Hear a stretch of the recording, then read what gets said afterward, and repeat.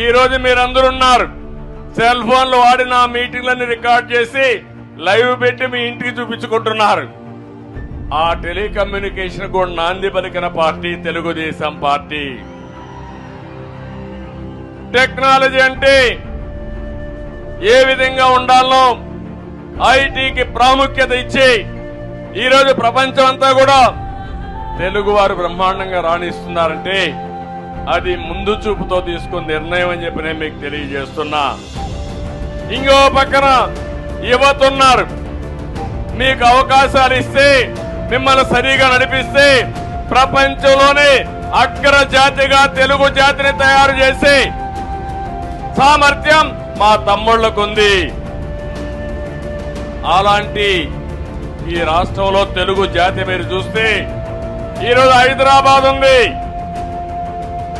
అడుగడుగున నా ప్రగాఢ ముద్ర కనపడుస్తుంది. హైదరాబాద్ లో ఎవ్వరూ కాదనలేరు. అది నాకు గర్వకారణం. తెలుగు జాతి కోసం నేను ఆ రోజు కష్టపడ్డాను.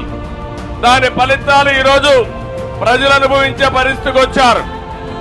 ఐటీ చేసిన వాళ్ళు ప్రపంచంతో వెళ్లారు. ఇటీవల నాకు కష్టం వస్తే 80-90 దేశాల్లో నాకు సంఘీభావాన్ని తెలియజేశారంటే అది ఈరోజు తెలుగువాడి సత్తా ప్రపంచం మొత్తం.